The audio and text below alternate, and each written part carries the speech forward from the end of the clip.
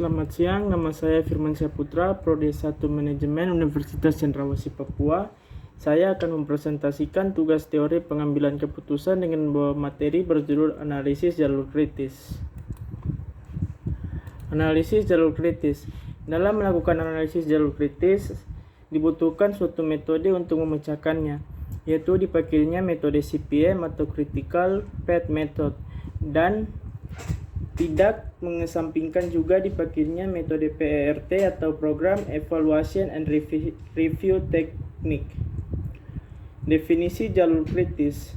Jalur kritis merupakan suatu kondisi dan situasi yang dihadapi oleh seorang manajer dengan menempatkan analisis pada segi waktu atau time dan biaya atau cost sebagai latar belakang dalam setiap pembuatan keputusan, khususnya keputusan yang berkaitan dengan jaringan.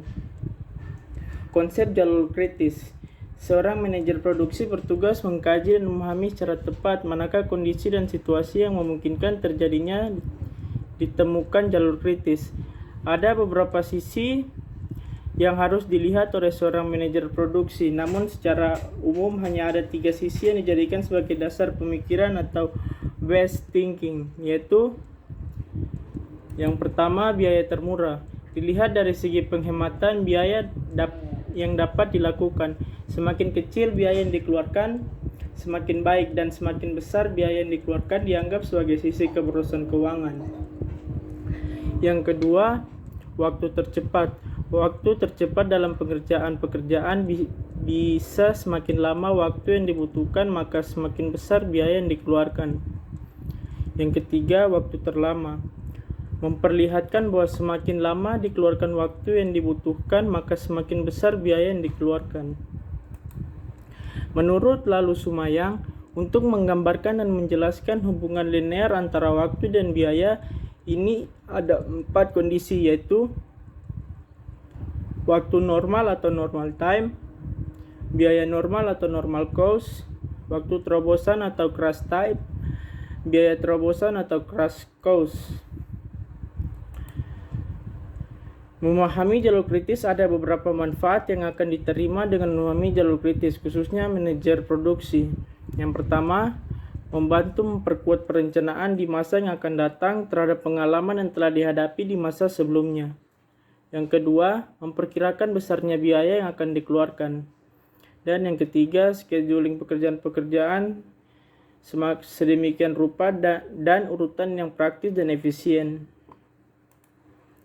Jalur kritis dan periode waktu. Untuk melaksanakan pekerjaan ada perhitungan waktu ditempatkan, baik waktu jam atau time dan hari atau day. Dengan tujuan termasuk di sana akan dilihat periode-periode kritis dari pekerjaan ini. Memahami kondisi dan situasi memungkinkan timbulnya jalur kritis. Secara teori dan praktik, seorang manajer produksi dituntut untuk mampu serta periode waktu yang mungkin akan terjadi nantinya. Hubungan jalur kritis dan aktivitas bisnis. Ada hubungan kuat antara jalur kritis dan aktivitas bisnis.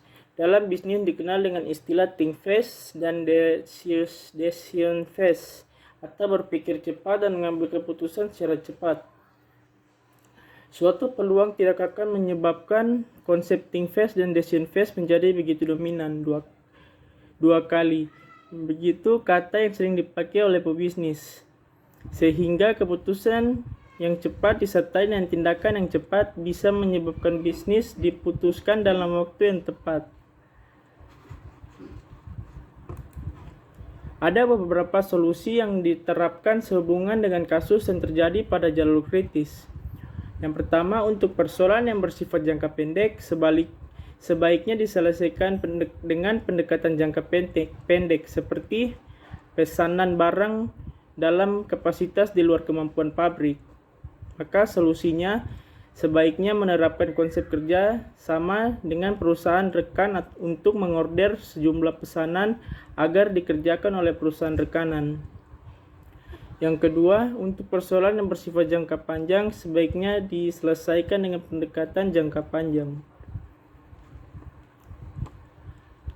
Sekian presentasi dari saya.